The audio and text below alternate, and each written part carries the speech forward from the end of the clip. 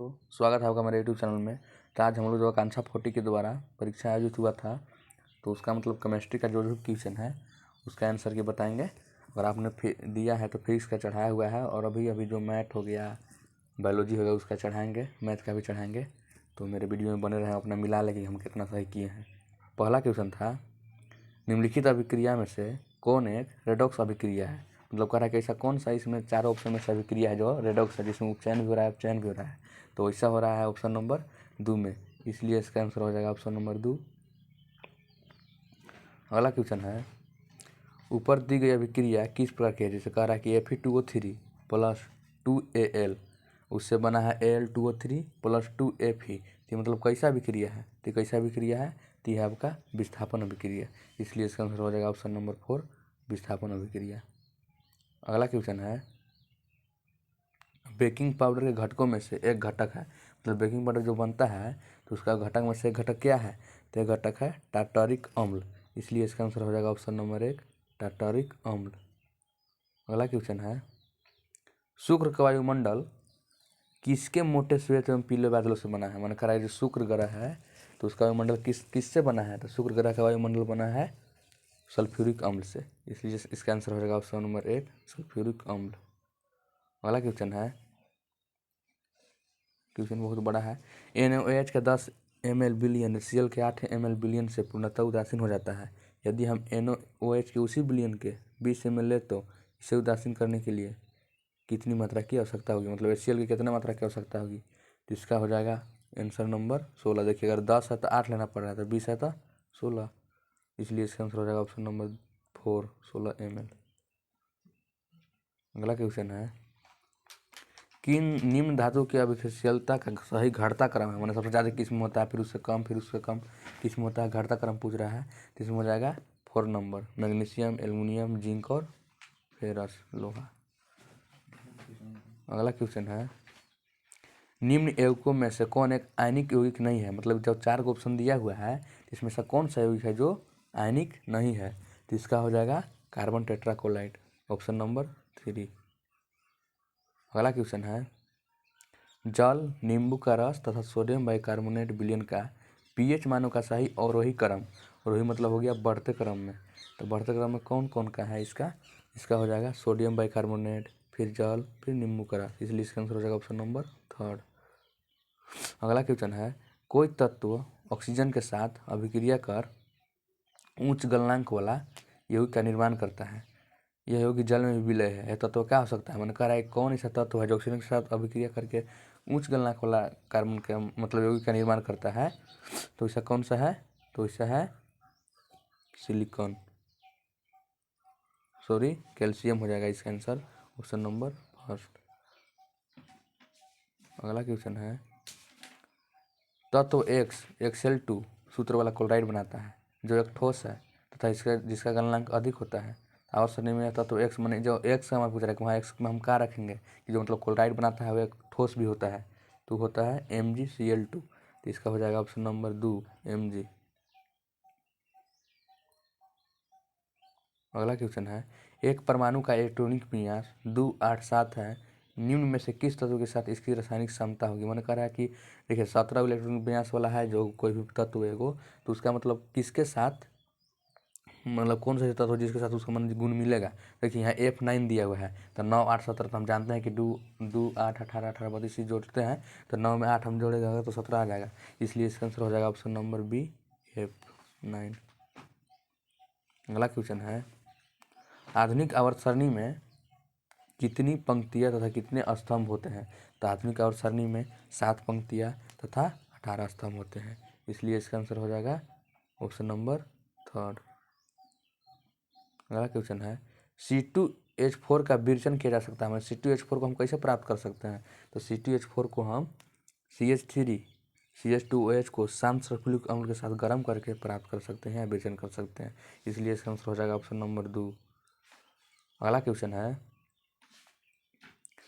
निम्न में से कौन सी जोड़ी विस्थापन अभिक्रिया दर्शाती है। मैंने इसमें से कौन है जो विस्थापन अभिक्रिया को प्रदर्शित करता है, तो वह है AgNO3 एवं कॉपर धातु, इसलिए इसका आंसर हो जाएगा ऑप्शन नंबर 4। अगला क्वेश्चन है, प्रोपेनोन एक 3 कार्बनिक यौगिक है जिसमें प्रक्रियात्मक समूह होता है। मैं कह रहा है कि प्रोपेनोन में कौन सा प्रक्रियात्मक समूह होता है, तो उसमें हो जाएगा कीटोन। देखिए प्रोपेनोन कीटोन आ रहा है ना, इसलिए इसका आंसर हो जाएगा ऑप्शन नंबर 3। अगला क्वेश्चन है, प्रयोगशाला में सर्वप्रथम तैयार होने वाला कार्बनिक यौगिक है। मैंने कह रहा है कि प्रयोगशाला में सर्वप्रथम क्या तैयार हुआ था, तो सबसे पहले यूरिया तैयार हुआ था, इसलिए इसका आंसर हो जाएगा ऑप्शन नंबर 3 यूरिया। अगला क्वेश्चन है, आवर्त सारणी में आवर्तों के बाईं से दाईं जाने पर प्रवृत्तियों के बारे में निम्न में से कौन सा कथन असत्य है। मैंने कह रहा है कि इसमें से कौन सा गलती दिया हुआ है, तो तत्वों की धातु की प्रकृति घटती है, सही बात। संयोजकता इलेक्ट्रॉनों की संख्या बढ़ जाती है, सही बात। परमाणु अधिक आसानी से इलेक्ट्रॉन का त्याग करता है, गलत बात। तो इसका आंसर हो जाएगा ऑप्शन नंबर 3।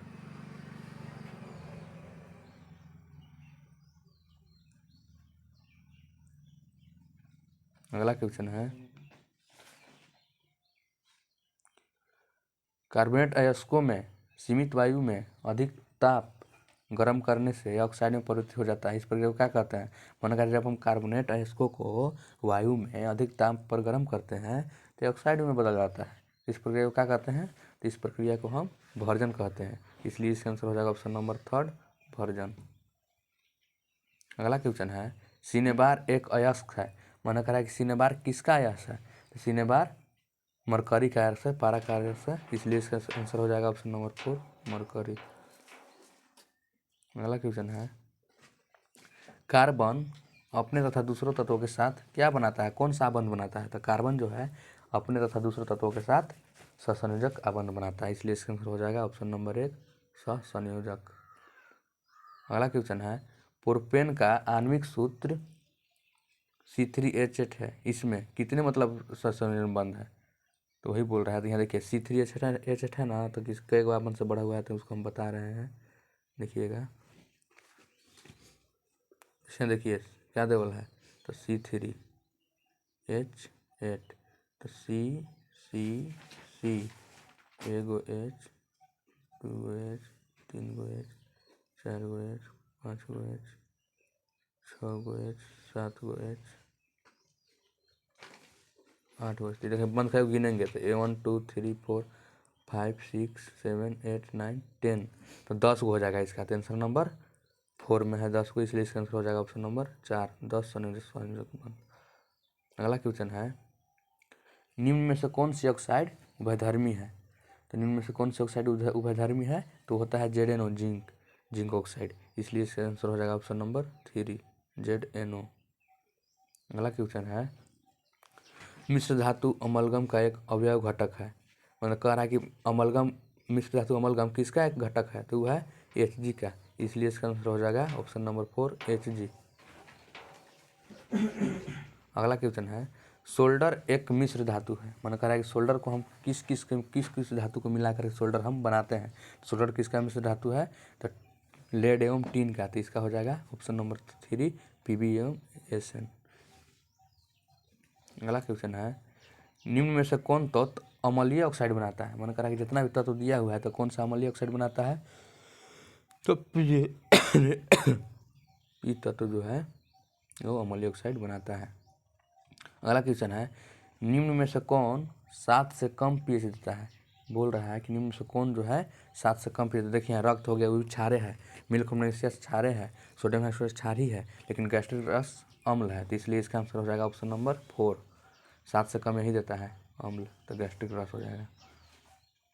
अगला क्वेश्चन है, निम्न धातुओं में से कौन तनु सल्फ्यूरिक अम्ल के साथ अभिक्रिया करके हाइड्रोजन गैस उत्सर्जन नहीं करता है। उन्हें चारों ऑप्शन में से किस छांटना ही कौन सा ऐसा मतलब है धातु जो तनु सल्फ्यूरिक अम्ल के साथ अभिक्रिया करके हाइड्रोजन गैस उत्पन्न नहीं करता है, तो वो होता है जस्ता या जिंक, इसलिए इसका आंसर हो जाएगा ऑप्शन नंबर 2। अगला क्वेश्चन है, निम्न में से कौन असंतृप्त कार्बन यौगिक है। मैंने कहा है कि चारों ऑप्शन में से कौन सा ऐसा यौगिक है जो असंतृप्त है, तो वो है C2H4, इसलिए इसका आंसर हो जाएगा ऑप्शन नंबर 3। अगला क्वेश्चन है, ग्लेशियल एसिटिक अम्ल है। मैंने हम ग्लेशियल एसिटिक अम्ल किसको कहते हैं, तो ग्लेशियल एसिटिक अम्ल उसको कहते हैं जो 100% यानी कि शुद्ध एकदम एसिटिक अम्ल होता है, उसको हम लोग ग्लेशियल एसिटिक अम्ल कहते हैं, इसलिए इसका आंसर हो जाएगा ऑप्शन नंबर 4। अगला क्वेश्चन है, एथेनॉल का ऑक्सीकरण देता है। मान जब एथेनॉल का ऑक्सीकरण होता है तो वो क्या देता है? एथेनॉल का जब ऑक्सीकरण होता है तो वो एथेनोइक अम्ल देता है, इसलिए इसका आंसर हो जाएगा ऑप्शन नंबर 1, एथेनोइक अम्ल। अगला क्वेश्चन है, आवर्त सारणी में किसी आवर्त के बाईं से दाईं ओर जाने पर परमाणु त्रिज्या किस प्रकार बदलती है? बढ़ती है कि घटती है कि एक समान रहता है? तो बाईं से दाईं जाने पर क्या होता है? तो घट जाता है, इसलिए इसका आंसर हो जाएगा ऑप्शन नंबर 2, घटती है। अब कह रहा है अगला क्वेश्चन, अब तक ज्ञात सर्वाधिक कठोर पदार्थ की मतलब कौन है? मैंने कहा अभी तक जितना भी पदार्थ हम लोग कभी जितना भी तत्व ज्ञात हुआ है उसमें सबसे कठोर कौन है, सबसे मतलब हार्ड कौन है? तो वो है हीरा, इसलिए इसका आंसर हो जाएगा ऑप्शन नंबर 3, हीरा। अगला क्वेश्चन है, अत्यंत अभिक्रियाशील धातुओं के ऑक्साइड अपचयित होकर धातु में परिवर्तित हो जाते हैं। मतलब कह रहा है कि हम किसके साथ गर्म करेंगे, क्या कौन सी क्रिया द्वारा जो अभिक्रियाशील धातु है उसका ऑक्साइड अपचयित होकर धातु में परिवर्तित हो जाता है? तो हम अगर एल्युमिनियम के साथ करेंगे तो ऐसा हो जाता है, इसलिए इसका आंसर है ऑप्शन नंबर 3, एल्युमिनियम। अगला क्वेश्चन है, सोडियम कार्बोनेट का उपयोग नहीं होता है। मतलब कह रहा है कि सोडियम कार्बोनेट का उपयोग कहाँ नहीं होता है? तो सोडियम कार्बोनेट का उपयोग एंटा एसिड के संघटक के रूप में नहीं होता है। नहीं तो सफाई अभिकर्मक हो गया, चाहे जल के अस्थायी कठोरता दूर करने में, चाहे कांच उद्योग में, सब जगह होता है, लेकिन एंटासिड के संघटक के रूप में नहीं होता है, इसलिए इसका आंसर हो जाएगा ऑप्शन नंबर 1, एंटासिड के संघटक के रूप में। अगला क्वेश्चन है, वर्षा जल को कब अम्ल वर्षा कहा जाता है? मैंने वर्षा का जल जो पानी गिरता है तो उसका पीएच कब रहेगा, उसको हम अम्ल वर्षा कहेंगे। तो देखिए जब अगर पीएच 5.6 से कम रहेगा तभी ना अम्ल होता है। जैसे देखिए 1 से लेकर 7 तक में, 6 तक में मतलब अम्ल रहता है, फिर 7 में उदासीन रहता है, फिर उसके बाद क्षार हो जाता है। तो जब 5.6 से कम रहेगा, इसलिए इसका आंसर हो जाएगा ऑप्शन नंबर 3। अगला क्वेश्चन है, एथाइन का सूत्र है। कह रहा है कि एथाइन का सूत्र क्या होता है? तब 10th क्लास में सब पढ़े होंगे जी। एथाइन का सूत्र होता है C2H2, इसलिए इसका आंसर हो जाएगा C2H2। अगला क्वेश्चन है, खनिज अयस्कों में मिट्टी, रेत आदि अशुद्धियों को क्या कहते हैं? मैंने खनिज अयस्क जो भी निकलता है तो उसमें मिट्टी रहता है, रेत रहता है और सब बहुत सारा अशुद्धि रहता है, तो सब अशुद्धियों को हम क्या कहते हैं? तो सब अशुद्धियों को हम गैंग कहते हैं, इसलिए इसका आंसर हो जाएगा गैंग। अगला क्वेश्चन है, खाद्य पदार्थों के डिब्बों पर जिंक की बजाय टीन का लेप होता है, क्यों? मतलब कह रहा है कि जो भी देखिएगा खाद्य पदार्थ होता है ना, आप मान लीजिए मीठे उठे मान लीजिए, उस पर देखिएगा जब भी आप, तो जिंक के बजाय टीन का लेप होता है, मतलब पन्नी चढ़ावल रहता है, चाहे ऐसे भी खाद्य पदार्थ पर अधिकतर टीन का लेप होता है। तो ऐसा क्यों होता है? ऐसा काहे होता है? तो ऐसा इसलिए होता है क्योंकि टीन की अपेक्षा जिंक अधिक अभिक्रियाशील है। जिंक बहुत ज़्यादा अभिक्रियाशील है, तो जो बहुत जल्दी खराब हो जाएगा तो उसका हम लगाएंगे लेप, लेकिन टीन का लगाएंगे तो जिंक से कम है, तो जिंक यही चलते टीन का मतलब उपयोग होता है दीवों पर, खाद्य पदार्थों पर लेप के रूप में, इसलिए इसका आंसर हो जाएगा ऑप्शन नंबर 3, टीन की अपेक्षा जिंक अधिक अभिक्रियाशील है इसीलिए। अगला क्वेश्चन है, दिए गए हाइड्रोकार्बन में से किसमें संकलन अभिक्रिया होता है? मन में किसमें जुड़ने वाला अभिक्रिया होता है? Addition reaction. तो दिए गए हाइड्रोकार्बन में से किसमें संकलन अभिक्रिया होती है? तो C2H2 में, तो इसलिए इसका आंसर हो जाएगा ऑप्शन नंबर 4, C2H2। तो थैंक यू दोस्तों, अगर मेरा वीडियो आपको अच्छा लगल हो तो अपने दोस्त यार के साथ शेयर कीजिए, और अगर आप आकांक्षा 40 का एग्जाम दिए हो तो अपना आंसर की बताएं कि मेरा सर इसमें इतना सही हुआ, और भी जितने भी मतलब बाकी हैं उस सबको हम अगला वीडियो में करा देंगे, क्योंकि एक ही वीडियो में संभव नहीं है। थैंक यू दोस्तों, जय हिंद, जय भारत।